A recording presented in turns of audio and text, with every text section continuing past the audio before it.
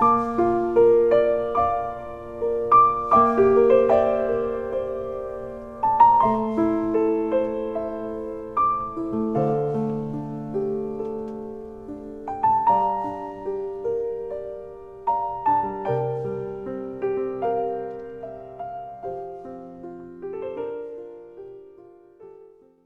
함께 나누실 말씀은 예레미야 7장 29절부터 8장 17절까지의 말씀 함께 살피겠습니다. 연약한 인생을 살아가는 동안 우리가 하나님의 음성을 들으며 살아간다는 것은 큰 축복입니다. 왜냐하면 하나님의 음성을 듣고 또 순종함으로 누리게 되는 은총이 아주 크기 때문에 그렇습니다. 그래서 하나님은 늘 이렇게 말씀하시죠. 너희는 내 목소리를 들으라. 내가 명령한 모든 길로 걸어가라. 이렇게 말씀을 하시죠. 계속 우리에게 들려주시는 말씀입니다. 근데 우리가 잘 듣지 못하는 이유가 있다면 아마 이것 때문일 것입니다.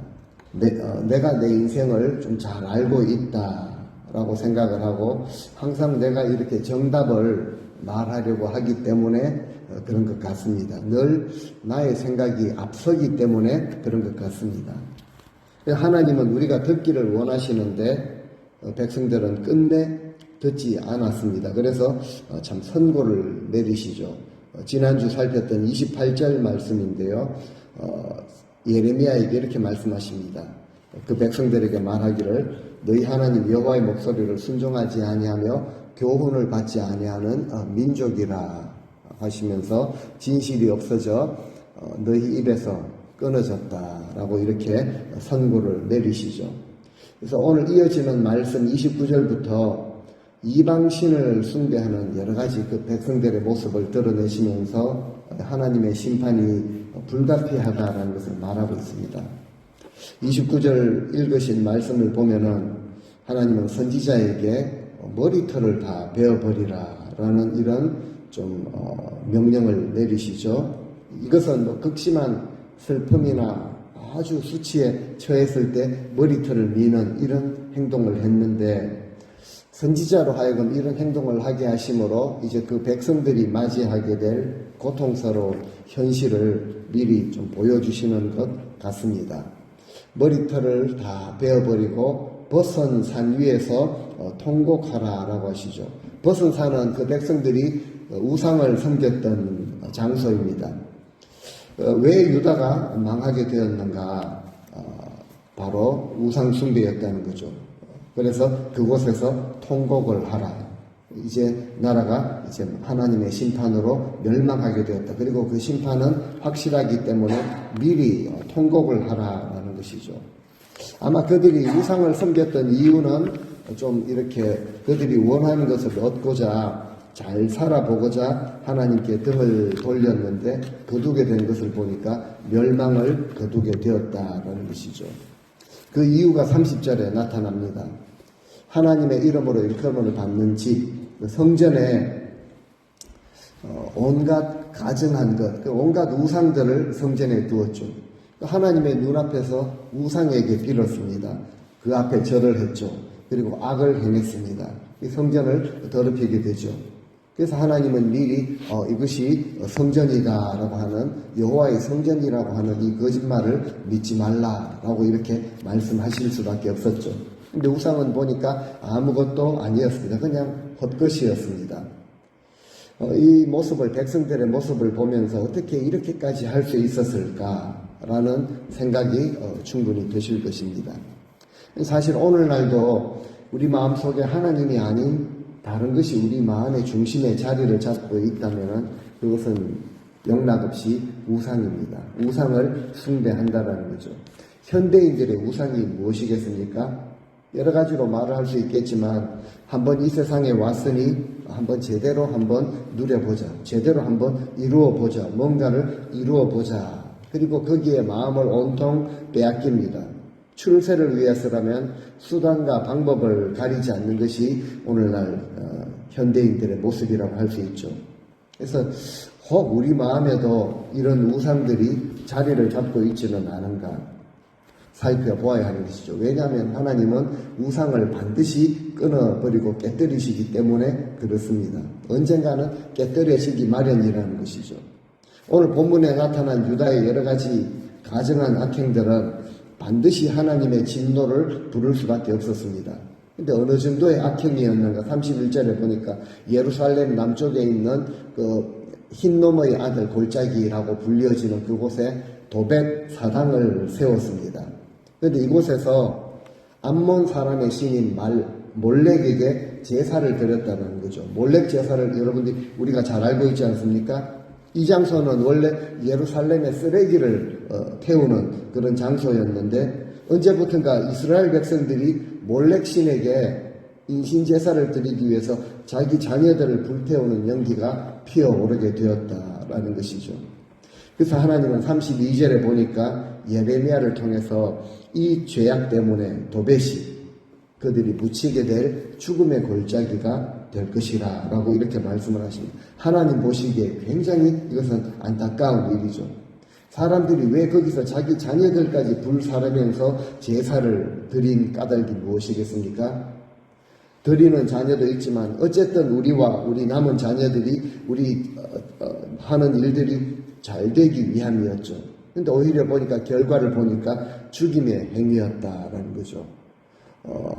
어느 정도 죽임을 당했는가? 시체가 너무 많아서 묘지가 부족할 정도였다라고 표현을 합니다. 그래서 33절에 보니까 시체가 너무 많아서 덜에 버려집니다. 새와 들짐승들의 밥이 되어도 이걸 쫓을 사람도 없다라고 이렇게 좀 심하게 표현을 하십니다. 우상숭배 그리고 인신제사로 하나님을 욕되게 한 자들에 대해서 이처럼 하나님께서 철저하게 복수하신다라는 것을 말씀을 하시죠. 이스라엘의 범죄가 넘쳐가지고 하나님의 진노가 폭발할 지경이었습니다. 근데 34절에 보니까요. 성읍과 거리에서 기뻐하고 즐거워하는 소리 그리고 신랑 신부의 소리 이런 소리들은 우리 인생을 살아가는 동안 우리가 친숙하게 들을 수 있는 소리들인데 유다에서 그 소리들이 다 사라질 것이라. 이것도 사실 너무 안타까운 일이죠. 우리가 어릴 때 또 한국에서 자랄 때 생각을 해보면은 아이들이 골목에서 놀이터에서 뛰어노는 소리들이 다 들렸습니다. 엿장수들의 그 아저씨들의 가위 치는 소리도 들었고 고물장수 아저씨들의 그 종소리도 들었고 야채장수나 계란장수 아저씨들의 그 마이크로 통해서 흘러나오는 그 소리도 우리가 들으면서 사는 인생이죠. 저희가 어릴 때만 해도 결혼식이 있으면 함을 지고 가는 이런 소리 다 교회에서 들려오는 이 종소리들 모두가 서로가 다 용납을 하고 함께 살아가는 인생의 소리들인데 정겨운 모습들인데 유다 성읍들에서는 예루살렘 거리에서는 더 이상 기쁨도 즐거움도 없을 것이고 소망이 없는 황폐한 땅이 될 것이라 라고 이렇게 말씀을 하고 계시죠. 웃음소리가 사라지는 황폐한 날이 오는데 그날이 어떤 날인가? 그 다음 1절에 보니까요. 왕들, 지도자들, 제사장들, 선지자들 먼저 다 죽었던 이런 모든 사람들의 뼈를 무덤에서 꺼내다가 어디에 던집니까? 2절에 보니까 그들이 그렇게 따랐던 그렇게 섬겼던 우상 앞에 뿌릴 것이라. 그들이 뭘 섬겼죠? 해와 달, 별들을 섬겼습니다. 그런데 그 앞에 다 던져지게 된다는 거죠. 이건 바벨론의 대적들이 공격을 해와서 이미 죽은 자들의 뼈까지 참 치욕을 당하게 된다는 거죠. 이제 곧 멸망을 당할 예루살렘의 모습을 이렇게 보여주시는 것이죠. 그 죽은 자들의 뼈까지 파헤쳐져서 우상 앞에 던져질 터인데 이것은 그 당시에 침략자들이 정복한 땅에서 행했던 모욕 행위였죠. 너희들 왕이 이런 존재밖에 안 된다라고 뼈를 꺼내가지고 던지는. 그래서 이런 것을 통해서 하나님은 그동안 붙들고 섬겼던 우상들이 아무런 도움도 되지 못하는 무능함이고 거짓이다라는 것을 보여주시죠. 그 던져진 뼈를 주워서 다시 정리해 줄 사람도 없고 그냥 땅에 버려져서 거름이 될 것이라 라고 하시죠. 이것이 바로 하나님의 음성을 귀담아 듣지 않았던 하나님의 얼굴을 피했던 하나님께 등을 돌린 자들의 운명이었는데 바벨론 군대에 의해서 치욕당하는 모습을 좀 섬뜩한 비유로 말씀을 하십니다. 그런데 이제 남은 자들이 있죠. 3절에 보니까 이 악한 민족에 남아있는 자, 유다 백성들을 향해서 하나님의 백성, 지난주인가 말씀을 드렸는데요. 히브리어로 백성, 암이라는 단어를 쓰지 않고 고이라는 단어를 씁니다. 악한 민족이라는 것이죠. 이방 민족을 칭할 때 썼던 그 단어를 쓰시면서 유다 백성들을 향해서 이 악한 민족이라고 말합니다. 실제로 바벨론 군대가 쳐들어왔을 때 끌려가지 않고 남아있는 자들, 살육을 당하지 않고 남아있는 자들, 그 사람들마저 그들의 입에서 차라리 죽는 것이 더 낫다라는 말을 하게 될 것이라. 끌려간 자들도 그만큼 치욕이 그만큼 크다라는 것을 또 암시를 하는 것입니다. 이와 같이 될 것이라고 분명하게 말씀하였음에도 불구하고 끝까지 유다 백성들은 하나님께 돌아가지 않고 버티고 있습니다. 하나님이 제일 안타까워하시는 것이 바로 그 백성들이 돌아오지 않는 것이었습니다. 그래서 4절부터 비유를 또 말씀을 하시죠. 4절 말씀을 같이 한번 읽어보시겠습니다. 너는 또 그들에게 말하기를 여호와의 말씀에 사람이 엎드러지면 어찌 일어나지 아니하겠으며 사람이 떠나갔으면 어찌 돌아오지 아니하겠느냐. 사람이 넘어졌는데 일어나지를 않는다는 거죠. 우리는 살다가 보면 넘어집니다. 자주 넘어지는 인생입니다. 어쩌면은 넘어지는 것이 우리 인생의 일부분인지 모르겠습니다. 저도 예전에 대학생 때인데요. 이렇게 겨울에 길을 가다가 눈이 좀 뭉쳐 있어서 넘어진 적이 있습니다. 아픈 것은 둘째치고 부끄러워서라도 빨리 일어나게 되죠. 그런데 길을 가다가 혹 발을 헛디거나 뭐에 걸려 넘어지거나 미끄러 넘어지거나 바나나 껍질을 밟든지 넘어질 수가 있을 것입니다. 돌에 걸려 넘어지면요, 아파도 일어나는 것이 우리 인생이죠. 넘어진 그대로 주저앉아 있는 사람은 없을 것입니다. 무릎이 까지고 발목이 부러져도 일어납니다. 벌떡 일어나서 정말 아무렇지 않은 척 한다는 것이죠. 이처럼 우리는 모두 넘어지고 실수하기도 합니다. 안 넘어지는 자가 없는데, 그리고 넘어지면 일어나야 하는데 이 악한 민족은 그렇지 않다라고 하나님이 말씀을 하시면서 안타까워 하시는 것이죠. 자주 비유를 들었던 말씀인데요. 잠언서 24장 16절에 이런 말씀이 있습니다. 같이 한번 읽어보시겠습니다. 대저 의인은 7번 넘어질지라도 다시 일어나려니와 악인은 재앙으로 인하여 엎드러지느니라. 참 놀라운 말씀입니다. 의인은 넘어지지 않는 자가 아니라 7번 넘어질지라도 다시 일어나는 자를 성경은 의인이라고 그렇게 규정을 하십니다. 넘어지면 일어나지 못하는 자도 있는데 하나님이 기뻐하시는 의인은 7번 넘어져도 8번째에 다시 주님 손 붙들고 일어나더라 라는 것이죠. 혹 넘어질지라도 다시 일어날 수 있는 자들이 되어야 한다라는 사실이죠. 다시 일어나지 못하는 것은 불신앙의 증거입니다. 유다 백성들의 모습이 그러했죠. 엎어졌는데 넘어졌는데 도무지 일어날 생각을 하지 않고 있습니다. 그들에게 자유가 있다고 생각하고 하나님을 등지고 멀리 떠나갔는데 깨지고 터지면서도 도무지 돌아올 생각을 하지 않고 있습니다. 5절에 말씀하시죠. 그런데 왜 예루살렘 백성들이 항상 나를 떠나가느냐? 예루살렘은 왜 끊임없이 떠나가느냐? 왜 그렇게 된다고 하죠? 그들이 거짓에 붙들려서 돌아오기를 거절하고 있다는 거죠. 이 거짓이 정말 무서운 것입니다. 진실이 아닌 것이죠. 이것이 이렇게 무서운 것이죠. 그런데 하나님께 우리가 돌아가기만 하면 그때 하나님이 허락하시는 것이 바로 평안과 자유함입니다. 우리는 혹 이런 생각을 하죠. 내가 자유한데 그 자유 때문에 하나님께로 멀어져서 하나님께 속해 있지 않다면은 그때는 반드시 다른 것, 거짓, 참이 아닌 것에 사로잡히게 되어 있습니다. 근데 우리가 하나님 안에 거할 때 우리가 누리는 것이 있죠. 자유함을 누리고 평안과 기쁨을 누립니다. 그러니까 하나님께서 이것을 그 백성들에게 허락하시려고 공급해 주시려고 얼마나 그 백성들이 돌아오기를 원하시는지 간절히 기다리시는지 지금까지도 계속 보여주시지 않았습니까? 근데 백성들은 죄로 인해 넘어지고도 일어날 생각을 하지 않고 있다는 거죠. 왜 그렇습니까? 거짓에 사로잡혀 있기 때문에. 잘못된 것에, 비진리에 사로잡혀 있으니까 하나님께로부터 멀어지기만 했지 돌아오려고 하지 않았다라는 것이죠. 그래서 그 열매가 이처럼 안타까운 그런 모습이다, 파멸이다라는 것을 전해주시는 것이죠. 근데 우리는 알고 있습니다. 아버지를 향하여서, 하나님을 향해서 돌아서는 것이 곧 구원이라는 것을 우리는 알고 있죠. 누가복음 15장에 보면은 탕자의 비유가 나옵니다. 탕자가 고생을 하다가 이렇게 고백을 하죠. 아버지, 내가 하늘과 아버지께 죄를 지었사오니 지금부터는 내가 아버지의 아들이라 일컬음을 감당하지 못하겠나이다.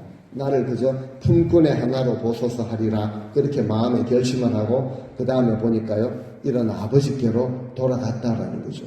돌아가니까 아버지가 준비하고 계시는 풍성한 것들을, 상상지도 못했던 것들을, 은총을 누리게 된 것이죠. 아버지 집을 향했던 탕자의 돌아섬이 곧 구원을 의미하는 것입니다. 하나님은 돌아오기를 그토록 기다리시는데, 구원을 베푸시기를 원하시는데, 은총을 베풀어 주시기를 원하시는데, 백성들은 완고해서 절대 돌아가지 않았다라는 거죠. 얼마나 안타까운 모습인지 그들의 완고한 모습을 이제 다음 절부터 보니까 동물에 비유해서 설명을 하고 있습니다. 6절에 보니까 말이라는 동물이 나옵니다. 어떤 모습인가? 정말 정직과 진실을 말하는 자가 없고 악행을 뉘우치는 자가 없고, 그 백성들의 모습을 보니까 전쟁터로 전력 질주를 하는 말같이 잘못된 길로, 그릇된 길로 달려가고 있더라라고 표현을 하십니다. 그 당시에 유다의 모습인데 오늘날 이 시대의 모습을 보는 것 같습니다.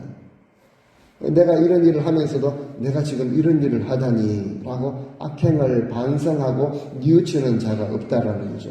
내 소견에 오르면 오른 그대로, 그리고 속도를 중심으로, 그리고 내가 만족하는 위주로 살다가 보니 못할 일도 없습니다. 가진 것도 있다 보니 그것을 능력으로 삼고 있는 것이죠.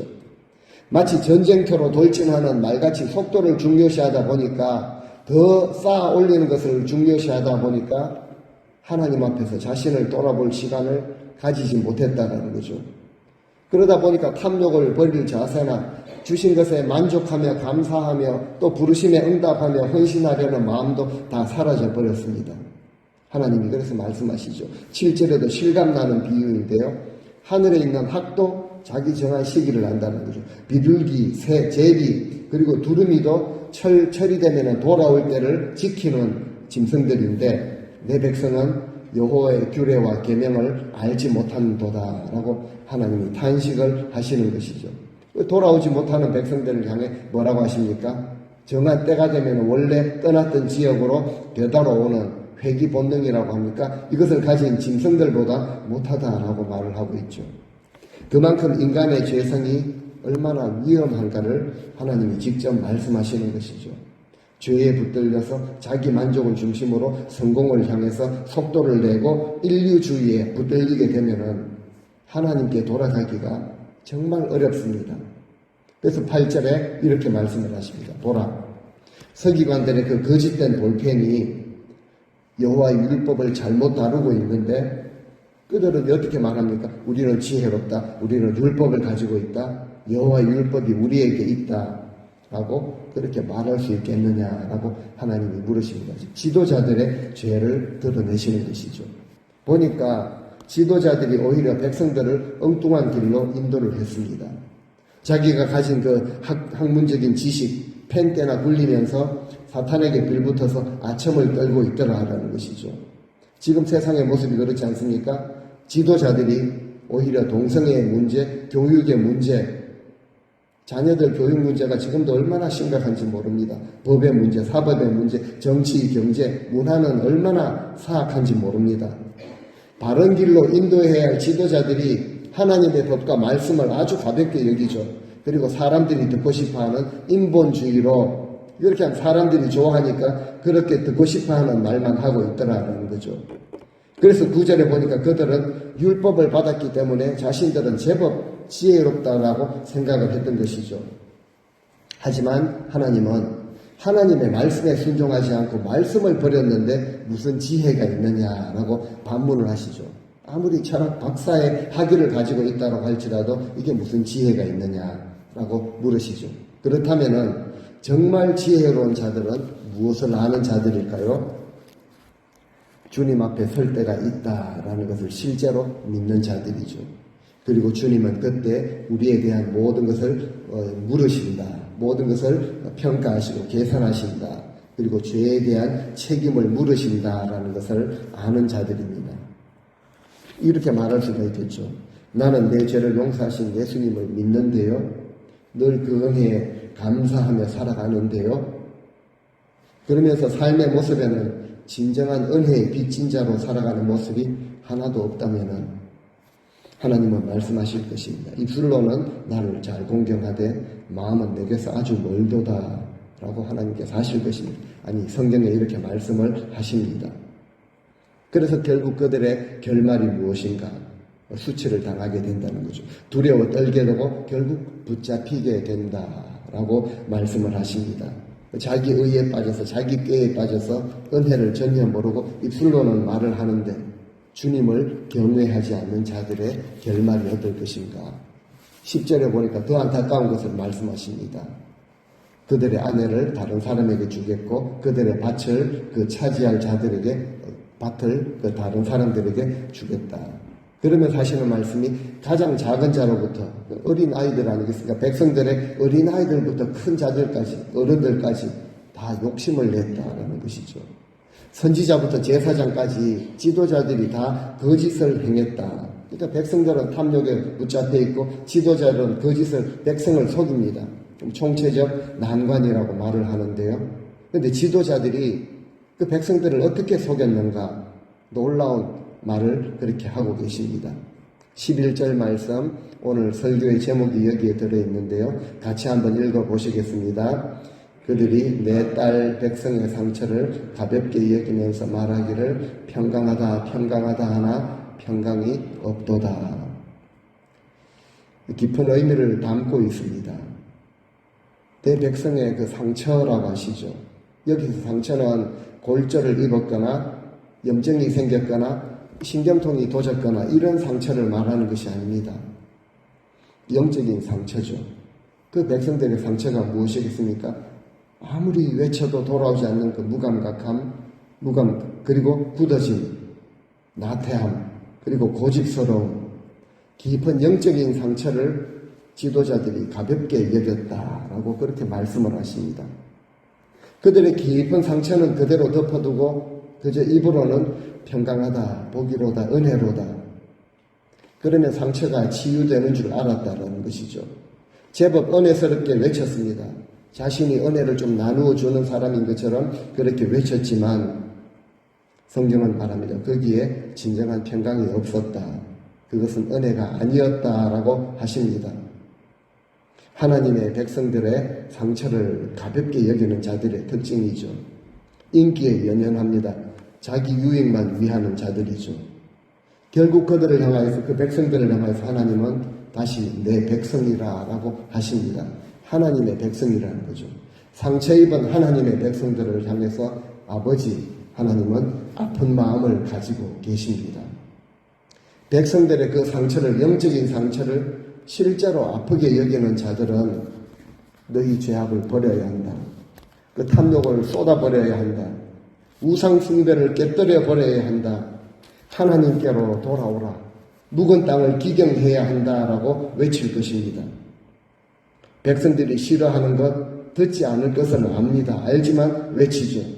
왜 그렇습니까? 신약 성경에 말씀한 것처럼 자기 자신이 하나님 앞에서 계산할 자인 것처럼 그렇게 실제로 여기기 때문에 그렇습니다. 그때 하나님께서 하나님 앞에 돌아갈 때 진정한 치유, 회복을 허락하시기 때문에 그렇죠. 12절에 말을 합니다. 그들이 가정한 일을 행할 때 부끄러워했느냐? 부끄러워하지 않았다는 거죠. 조금도 부끄러워하지 않았어요. 얼굴을 붉히지도 않습니다. 그래서 그들은 넘어지는 사람들 가운데 넘어질 것이고 내가 처벌할 때 거꾸러질 것이다 라고 하나님 말씀하시죠. 사람들은 그저 평안하다, 이곳이 안전하다, 하나님이 함께 하시고 우리에게 복을 주신다, 그저 내가 원하는 거, 바라는 거, 소원하는 거 들어주시기만 하면 된다, 내 방법대로 그렇게 해주시기만 하면 된다라고 하는데, 성경은 이것을 가지고 부끄러움을 모르는 모습이라고 하시죠. 그들이 쓰러져서 시체 더미를 이룰 날이 올 것이라 라고 말씀을 하십니다. 23절에 보니까 심판의 날이 되면 사람들이 수확을 거두지 못합니다. 하나님이 거두어야 할 것을 다 치우셨기 때문에 남은 것이 없다라는 거죠. 포도, 무화과, 그리고 잎사귀조차 하나님이 사정없이 거두신다라고 그렇게 표현을 하십니다. 왜 그런가 하면 생명의 근원이 되는 하나님을 떠났기 때문인 것을 우리는 계속 들어왔습니다. 그래서 이 말씀을 듣고 백성들이 대책회의를 연 것 같습니다. 늦게야 사태를 파악하고 14절에 보니까 수습하려고 안간 힘을 쓰지만 돌이키기에는 너무 늦어버렸습니다. 그때 이런 탄식을 하게 되죠. 죽더라도 견고한 성읍에 들어가서 거기서 조금 더 버티다가 조금 더 살다가 죽자, 서로 이렇게 위로해보지만 깊은 그 절망을 떨쳐버릴 수는 없던 것이죠. 결국 돌이킬 줄 모르는 자들은 진멸을 당하게 되었다. 이 지경이 된 그 이유를 늦게나마 깨달았는데 어떻게 깨달았습니까? 우리가 여호와께 범죄하였으므로. 그런데 안타깝게도 인간의 깨달음이 너무 늦게 왔다라는 것이죠. 파멸을 경험한 자들이 탄식을 하는데 15절에 나타납니다. 우리가 그렇게 평안을 바랬지만 좋은 것이 오지 않았도다. 그들이 평안을 바란다고 했지만 삶의 모습은 파멸을 추구하는 이런 모습을 살았기 때문에 어쩔 수 없이 그것을 거두게 되는, 이것이 바로 인간의 우매함이죠. 결국 심은 그대로 거둘 뿐입니다. 이런 유다 백성들의 모습이 오늘 우리의 모습을, 오늘 교회와 성도들의 모습을 비추어주는 거울이 되어야 합니다. 정말 우리는 하나님 앞에서 우리가 정말 바라는 것이 무엇인가 생각해 보아야 합니다. 이 자리에 계신 우리 성도님들 하나님 앞에 기도의 제목이 있으시고 바라는 것이 있으실 텐데요. 정말 우리 여러분들이 바라는 것이 무엇인가요? 하나님 앞에 바라고 계시는 것이 무엇인가요? 말로만 평안하다, 은혜로다, 복이 됩니다 라고 이것을 기다릴 것이 아니라는 것이죠. 상처를 가볍게 여길 것이 아닙니다. 우리 삶에서 하나님께로 돌이키는, 정말 우리의 마음의 전심으로 하나님 앞에 돌이키는 이것을 시작하셔야 합니다. 그런데 이것에 실패하게 되면은 적들이 우리의 삶을 해치려고 다가오는 것을 경험하게 된다라는 것을 마지막 16절, 17절에서 말씀을 하고 계시죠. 말들이 부르짖는 소리가 들리게 된다는 거죠. 울음소리가 온 땅을 진동하게 된다. 그리고 그 안에 있는 모든 것을 삼켜버린다. 마지막 17절에는요. 너희 가운데 뱀들, 술법으로도 통제할 수 없는 독사들을 보낼 것이다. 그리고 너희들을 물게 될 것이다. 여호와의 말씀이라 라는 말씀으로 오늘 본문을 맺고 있습니다. 하나님께 돌아갈 수 있는, 전심으로 돌이킬 수 있는 기회를 그렇게 많이 주시고 외쳤음에도 불구하고 돌아가지 않았죠. 하나님께서 관심을 가지고 애타게 부르시는 그 시간임을 모르고 심판이 아직 눈앞에 나타나지 않았기 때문에 심판이 안 올 것이라 라는 이런 착각과 환상에 사로잡혀 살아감을 계속할 때 그때 들려오는 것이 있다는 거죠. 그 마지막에서 듣게 되는 것이 있는데 질주하는 말들의 소리, 마술사들도 제어할 수 없는 독사에 물리게 될 것이라. 결국 그 열매를 반드시 거두게 된다라는 말씀으로 오늘 맺고 있습니다. 우리는 우리를 향하신 이 하나님의 부르심을 정말 우리가 귀담아 들어야 합니다. 경청을 해야 하는 것이죠. 그리고 듣는 것을 넘어서 하나님 말씀에 순종함으로 한 걸음씩 옮기는 것이 바로 마지막 때 우는 사자처럼 삼킬 자를 찾아다니는 대적들에게 공격을 당하지 않고 망하지 않고 끝까지 버티고 승리할 수 있는 유일한 길입니다. 하나님 말씀에 듣고 순종함으로 한 걸음 한 걸음 나아가는 것이죠. 넘어진 그 자리에서 다시 일어나서 말씀 붙들고 가는 것입니다. 하나님은 끊임없이 말씀하시지만 듣지 않는 것에 우리 인생의 비극이 시작되었습니다. 우리는 지금 우리가 살아가고 있는 세상을 분별할 줄 알아야 합니다. 보니까 죽어가는 영혼들이 너무 많이 있다라는 사실입니다. 우리들 가운데도 크고 작은 이런저런 상처를 입은 분들이 많이 계십니다. 왜 우리의 상처가 치유되지 못하고 여기까지 오게 되었는가? 많은 분들의 상처가 진정으로 치유되지 못하고 이 자리까지 오늘까지 오게 되었는가? 그저 인생살이가 그러려니, 세상 살다가 보면은 만나는 일이려니 세상 사람들과 똑같이 취급을 했다라는 거죠. 정말 주님께 나와 하나님께 가까이 나가 치료제를 받기보다는 그저 우리는 택함받은 백성이기에 평강이로다, 은혜로다, 환각제를 받아 응급처치만 한 까닭이라고 말할 수가 있습니다. 병을 키운 까닭이죠. 오늘 말씀을 통해서 우리에게 보여주십니다. 이 유다 백성들의 그 상처, 내 딸 시온이라고 말씀하실 정도로 하나님이 사랑하시는 그 백성들의 상처를 보니까 요즘 말로 토탈 케어에 들어갈 정도로 심각했는데 그 땅의 지도자들은 평강이로다, 은혜로다, 우리는 구원받았기에 안전하다, 이곳은 안전하다, 하나님 평가에 의하면 거짓을 말했기 때문에 진정으로 치유함을 받아야 될 그 상처가 그대로 남아있게 된 것이죠. 오히려 그 진짜 백성들이 누려야 할 그 평강과 은혜, 형통의 복을 다 잃어버리게 만들어버렸습니다. 오늘 우리가 이렇게 한번 하나님 앞에서 기도하시면 좋겠습니다. 하나님, 내가 우리 서로에게, 사람들에게 좀 괜찮은 존재로 보이려고 그들의 상처를 다 덮어두고 뭐 다 아는 것이니까, 인생 살다 보면은 그런 것이니까 그렇게 덮어두고 그저 입으로는 평안과 은혜, 복, 형통을 거짓으로 외치지 않게 하소서. 그렇다고 해서 우리가 서로의 뭐 잘못과 죄를 함부로 지적하라는 말이 전혀 아닙니다. 하나님, 오늘 이 시간 주의 은혜로 상처 입은 나를, 우리도 상처를 입지 않았습니까? 하나님, 상처 입은 내용을 먼저 치유하시고 우리 함께 우리의 죄를 주님 앞에 온전히 고백하고 서로를 향해서도 우리 불의한 길을 버려야 합니다. 죄악의 길을 떠나셔야 합니다. 불순종의 길에서 돌아가셔야 합니다. 라고 전심으로 정말 치유하고자 하는 그런 마음으로 우리가 하나님께로 돌아가십시다. 라고 말하게 하셔서 우리 삼일교회 공동체가 진정으로 하나님의 그 은혜의 공동체, 평강이 넘치는 공동체, 진정한 회복의 공동체가 되게 하옵소서.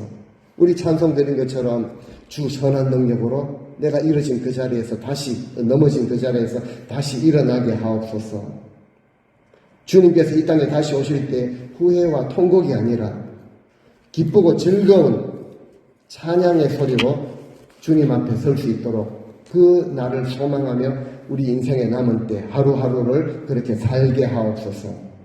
하나님의 나라가 이 땅 가운데 속히 임하기 위해서 하나님의 마음을 우리가 깨닫고 우리 안에서 마르지 않는 샘물이 넘쳐서 인생의 가뭄이 올 때가 있습니다. 정말 인생의 가뭄이 와도 마르지 아니하고 이 세상을 복되게 하는 우리 모두가 되게 하옵소서라고 기도하실 수 있는 우리 성도님들 다 되시기를 바랍니다.